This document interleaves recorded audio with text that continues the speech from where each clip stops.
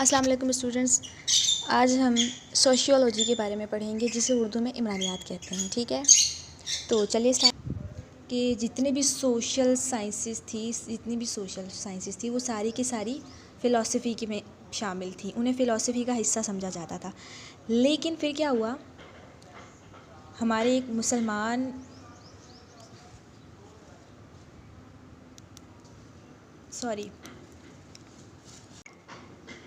لیکن ایک مشہور یونانی فلسفی ارسطو، ٹھیک ہے، جنہیں ایرسٹوٹل بھی کہا جاتا ہے، انہوں نے سماجی علوم کو علیحدہ کر دیا.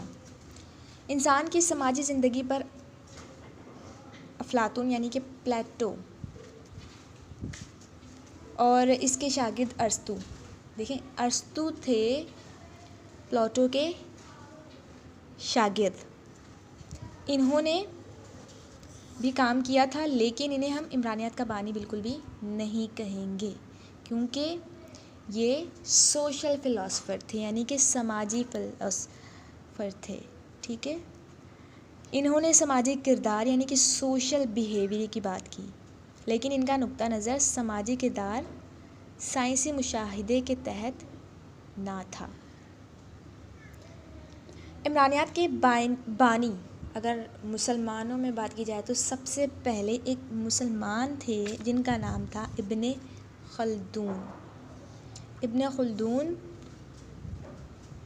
کو عمرانیات کا بانی کہا جاتا ہے. انہوں نے اس کی بنیاد رکھی تھی. یہ پہلے مسلمان مفکر تھے جنہوں نے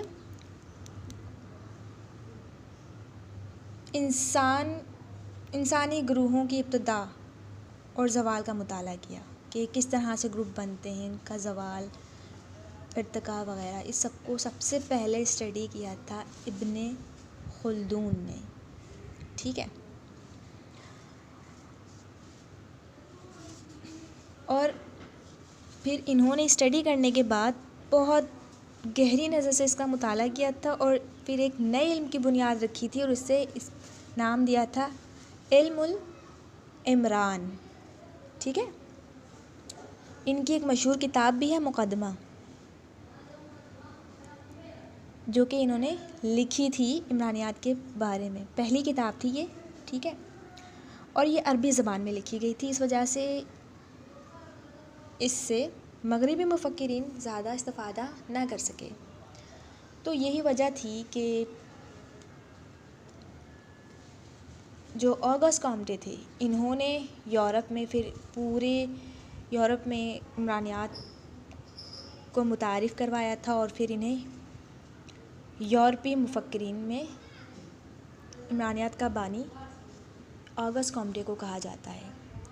ٹھیک ہے،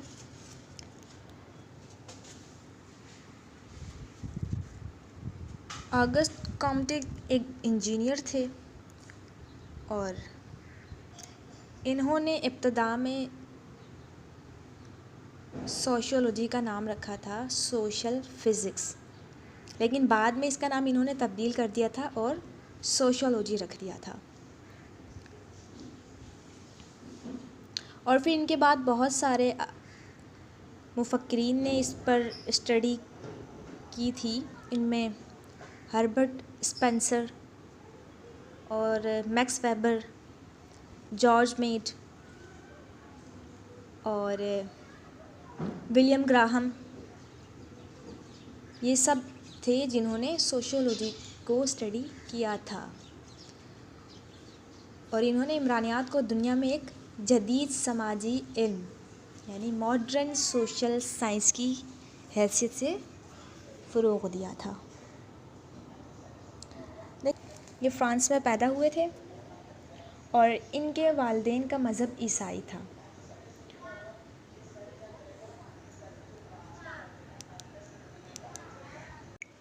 آگسٹ کامٹے نے اپنی ابتدائی تعلیم اپنے شہر میں حاصل کی تھی اور بعد میں 16 سال کی عمر میں 1814 میں ایک پولی ٹیکنک اسکول میں داخل ہوئے اور انجینئرنگ کی تعلیم حاصل کی تھی.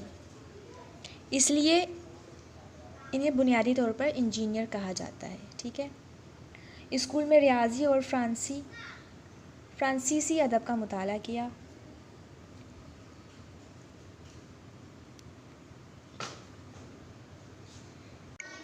جب نپولین بوناپارٹ کو وائلو کے مقام پر شکست ہوئی تو اس وقت آگسٹ کمٹے کی عمر 17 سال تھی. ٹھیک ہے.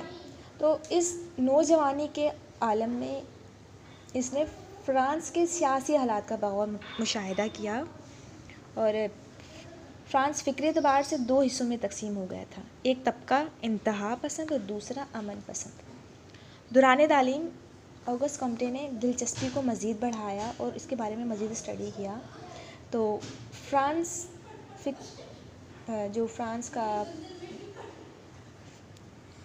چونکہ 2 حصوں میں تقسیم ہو گیا تھا تو ایک طبقہ اس میں انتہا پسند تھا اور دوسرا امن پسند. تو اس ٹائم یہ اپنی تعلیم ہی حاصل کر رہے تھے لیکن پھر انہوں نے اس طرف تھوڑی توجہ دی اور اس کے بارے میں مزید اسٹڈی کرنا شروع کیا، غور کرنا شروع کیا.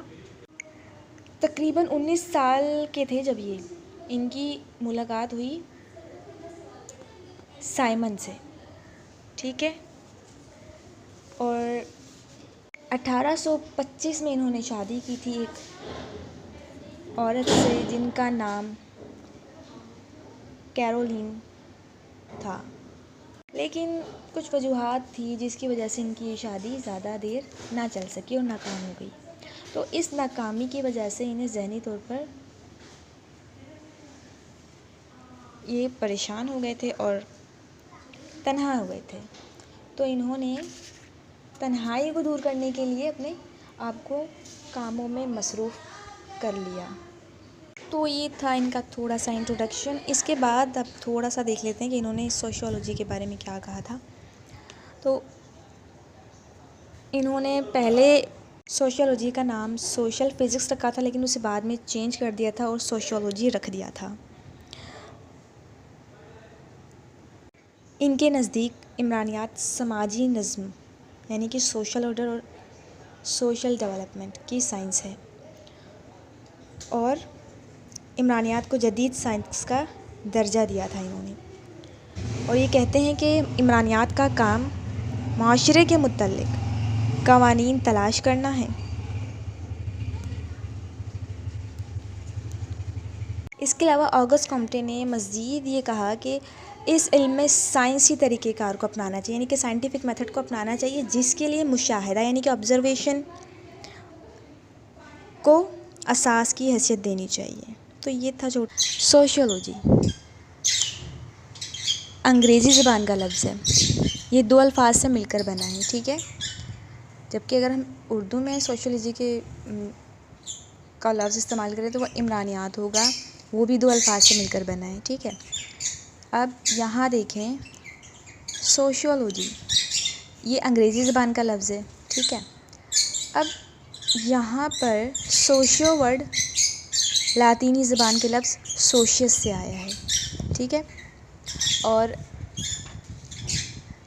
لوجی یونانی زبان کا لفظ ہے جو کہ لوگس سے آیا ہے.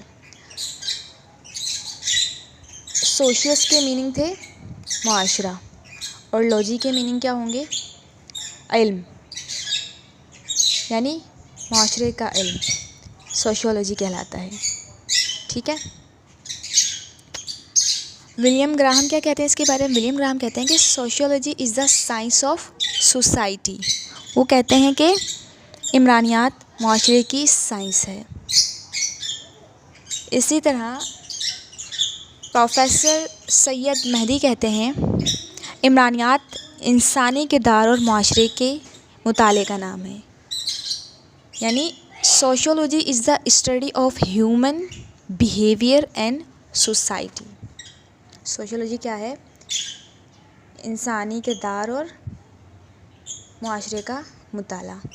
یہ اس کی 2 ڈیفینیشن سے. اور ایک اور بات، اگر آپ سے پوچھا جائے کہ عمرانیات یعنی کہ سوشیولوجی کے فاؤنڈر کون ہیں یا پھر بانی کون ہیں تو وہ ہیں آگسٹ کمٹے. ٹھیک ہے. وہ ایک انجینئر تھے. ان کی تعریف تھی sociology is a social physics. کیونکہ یہ خود انجینئر تھے تو انہوں نے سوشیولوجی کی تعریف پیش کی کہ یہ ایک سماجی طبیعت ہے یعنی ایک sociology is a social physics. اب ہم ڈیٹیل میں ڈسکس کرتے ہیں کہ آخر یہ سوشیولوجی ہے کیا. ہم نے ڈیفینیشنز دیکھ لی. دیکھیں جیسے کہ آپ جانتے ہیں کہ study of society is call sociology. معاشرے کی اسٹڈی کو یعنی کہ سوسائٹی کو اسٹڈی کرنا کیا کہلائے گا؟ عمرانیات کہلائے گا یا پھر سوشولوجی کہلائے گا. ٹھیک ہے. اب ایک سوسائٹی کس طرح بنتی ہے؟ ڈائریکٹلی تو نہیں وجود میں آئی نا. انسان چونکہ اکیلا رہ نہیں سکتا، وہ رہنا بھی چاہے تو بھی نہیں رہ سکتا. کیا مجبوری ہے؟ انسان کی یہ مجبوری ہے کہ اسے مل کر رہنا پڑے گا، کیونکہ اس کی بہت ساری ایسی ضروریات ہیں جنہیں وہ اکیلا پورا نہیں کر سکتا. فار ایگزامپل اس کی ذہنی، جسمانی، روحانی، معاشی، ثقافتی، نفسیاتی، تفریحی، یہ ساری ضروریات ہیں جن کو پورا کرنے کے لیے اسے ایک دوسرے سے تعلق استوار کرنا پڑتا ہے، ایک دوسرے کے ساتھ سوشل انٹریکٹ کرنا پڑتا ہے. ٹھیک ہے. تو